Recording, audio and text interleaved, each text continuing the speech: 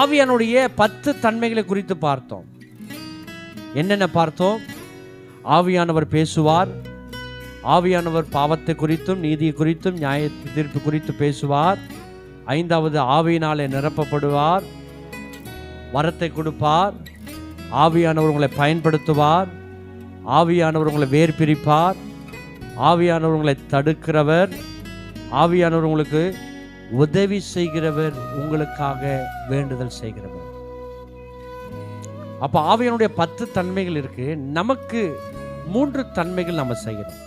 இந்த 10 தன்மைகள் நமக்கு ஆண்டவர் செய்யணும்னா, ஆவியானவர் செய்யணும்னா 3 தன்மைகளை நம்ம செய்யணும். ஆவியானவரிடத்தில் பொய் சொல்லக்கூடாது, ஆவியானவரை துக்கப்படுத்தக்கூடாது, ஆவியானவருக்கு எதிர்த்து நிற்கக்கூடாது, ஆவியானவரிடத்தில் பொய் சொல்லக்கூடாது.